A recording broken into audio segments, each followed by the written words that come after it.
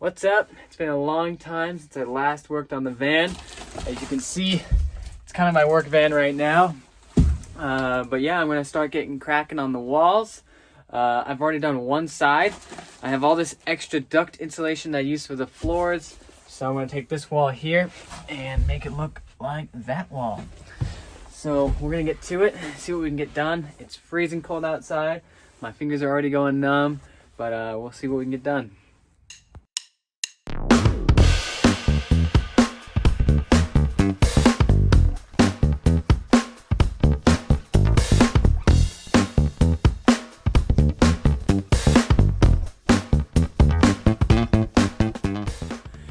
See how cold it is. It's the middle of winter. I started this van project in like July, and I had so much momentum with the demolition, putting in the floors. I was working every week, and then work gets in the way, life gets in the way, and so here we are, like 5 months later. I'm getting started on the walls.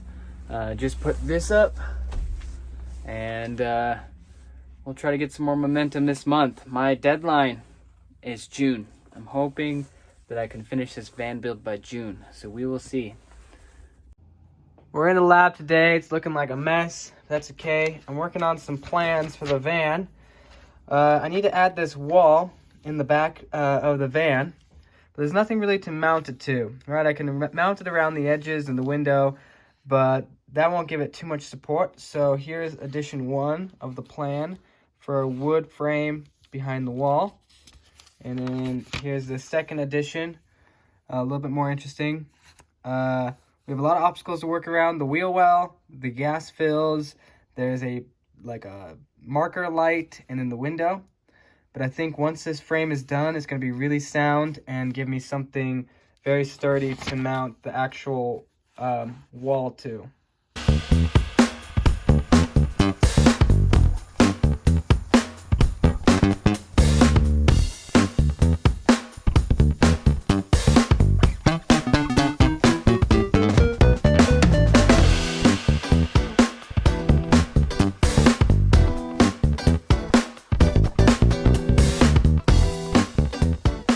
Boom. There you have it. That's the frame. Oh. Here's the frame. Mounted to the floor. Mounted to the wall. And remember guys, this is just one piece of the puzzle. So this is just holding up the walls and the insulation and maybe giving me something strong to screw into for the cabinets. But once the bed is in place, once this wall is screwed in, nothing's going nowhere. Well, we got one side done. That was one of the hardest parts, I think, of the build.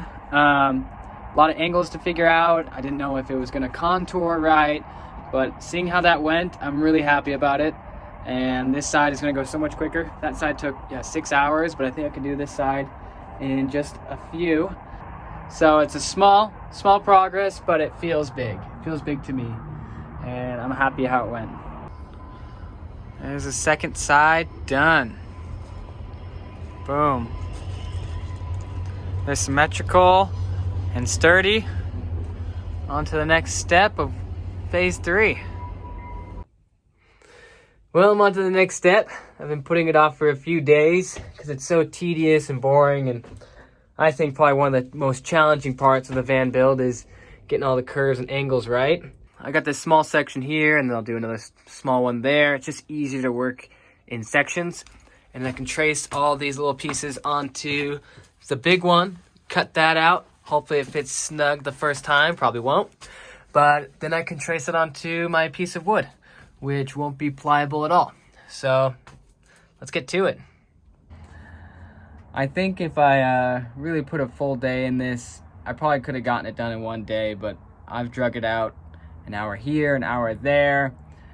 It's just so boring. You're holding cardboard up to the edges, trying to trace it perfectly, cutting it, and when it doesn't work exactly as you want, you give up and work on a different corner. But we're almost there.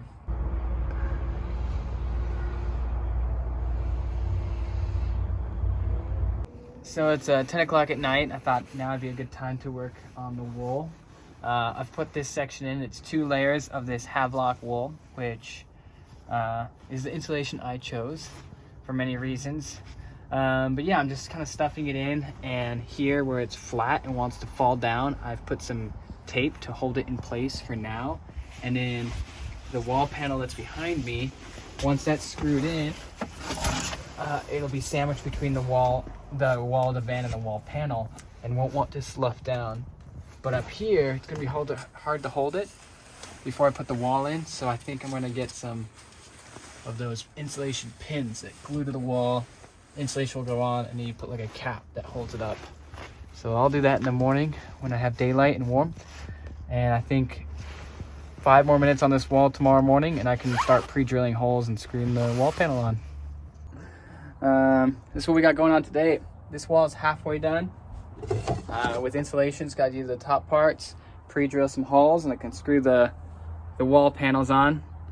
And then hopefully after that, we can start working on the bed. I got help from a friend today to do the other side.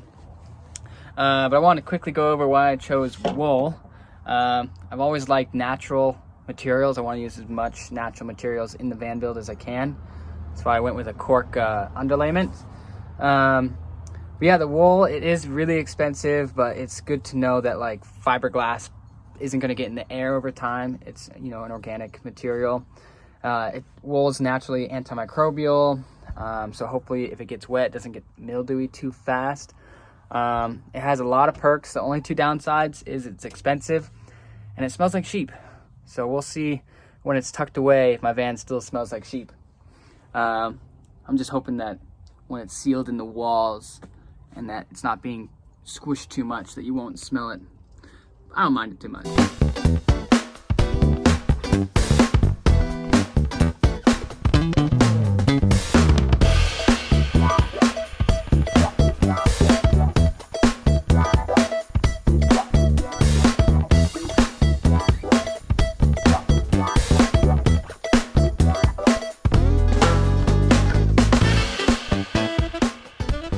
So I'm so excited. The wall panels are finally in and the wall behind it is insulated. It's taken such a long time just to get here, but I think everything else is going to be so much faster. Hopefully I can get the right wood and get the bed in today. We'll see. But yeah, it's screwed into the wood frame as I planned, and the wool is underneath. I got about 2 layers. One was too thin, 2 layers is almost too thick, but it's squished in there, which is fine, and hopefully it's still fluffy enough to hold air and insulate as it's supposed to. But yeah, it's looking really good. Taking that time and making the templates and really cutting out the edges has paid off. It took me about 4 days to dial in those templates, and I had to waste one of these to make a master template, but these are only 16 bucks and it was way worth the $16. So you can see every edge is tight against the wheel well and the gas fill, and then same on this side. It was hard to tell where the frame was. Around the window is easy, and then around the bottom where the metal, where it mounts the floor sticks out, was easy. But I had to do a chalk line from the sides. So you can see where it sticks out on the sides. So I just did a chalk line, and that way I wasn't guessing where every screw went. And it contours really well.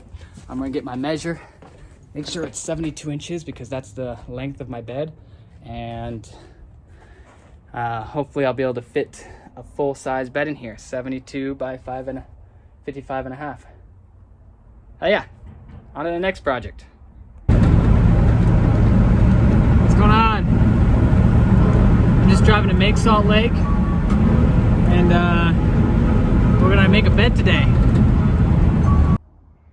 So here's the bed. Got the walls in today, and then built the bed frame. You can see it, there's just a side piece with some legs underneath, and it's screwed to the frame behind the wall.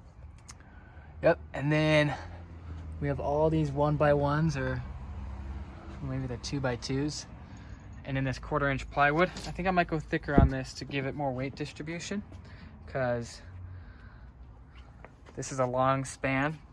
Don't want that to crack if I have a bunch of people on the bed. Yeah, it's looking pretty good. So today I'm working on upholstery, hopefully. This is the wall I'm gonna upholster. I got this nice rusty crushed velvet. That should look pretty cool. So I'm gonna upholster this wall all the way down to the bed frame, or the support for the bed frame, and it'll help quiet these wooden poles when they rub. It was very tricky to cut this upholstery. It just wants to flop all over the place. It's a little stretchy. So we'll see how it goes when I try to glue it to the wall. I was thinking it was gonna be easy. Spray some glue here, spray some glue there, toss it up. But it's so stretchy and heavy.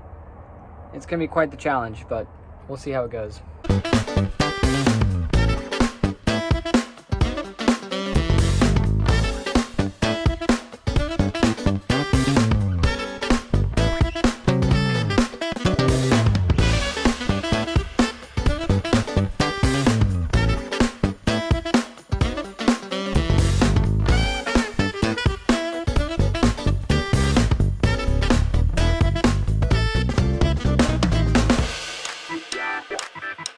Quick update, it got a little dark and late last night. Now you can see it in the light, it's looking pretty awesome. There's one wall, there's the other wall. I made a template for this curve, and so I'm gonna have a partition here, or a bulkhead for the closet. I cut it into plywood and tried to adhere some fabric on last night.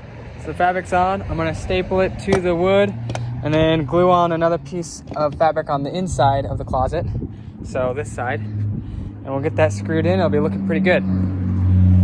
So been making a lot of progress today. Cut out these two walls.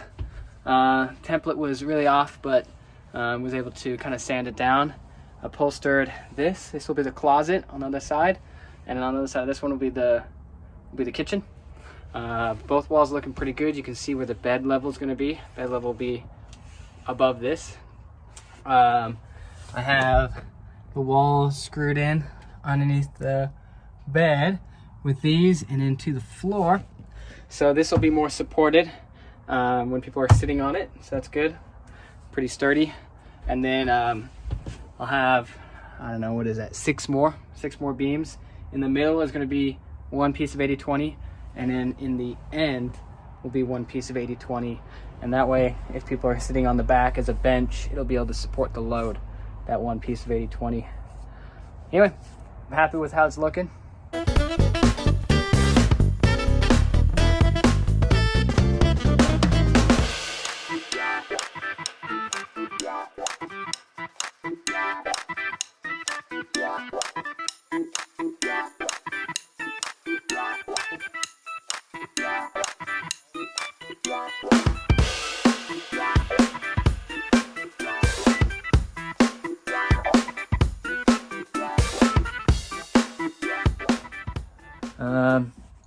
So I just made this. It's a trim piece. It's gonna go in this corner over here. Just kind of stuff in some wool, and then I'll use some metal tapping screws and put these on.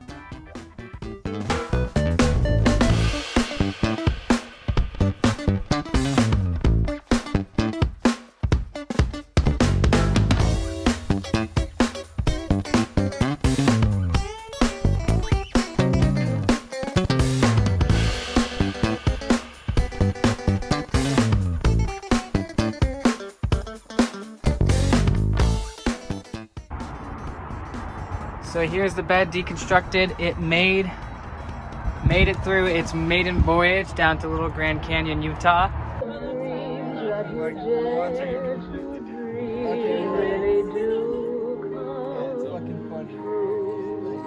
But some things I noticed is, since I didn't screw them down yet, these would shift during travel and then fall down. And then, without knowing, if you get on the bed when half of them are on the ground, you're gonna fall right through. So this 80/20, same dimensions, got it on Amazon. I like how it's black.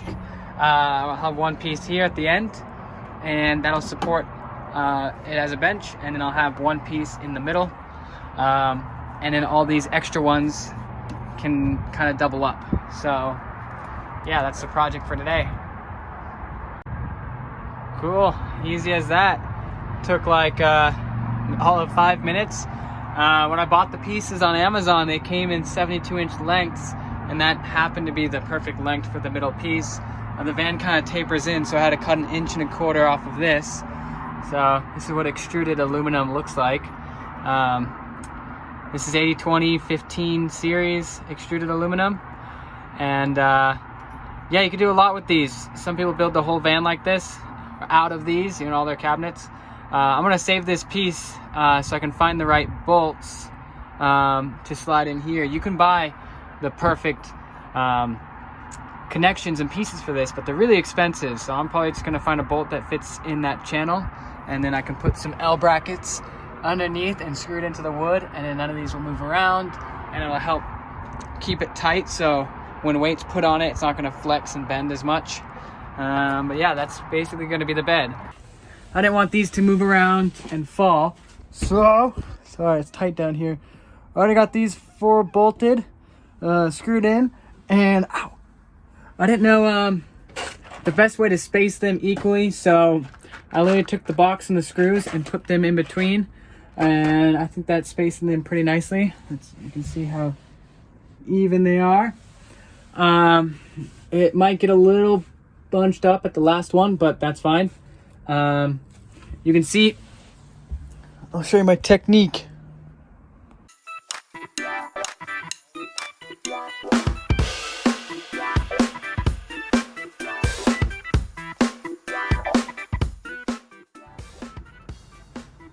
There you have it.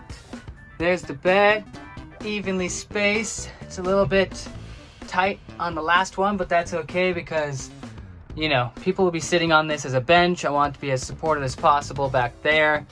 We got some really good even spacing here. Reinforcements here. This extruded aluminum here and in the back. So I think with the mattress distributing all the weight, I think it'll hold. I'm really excited for this.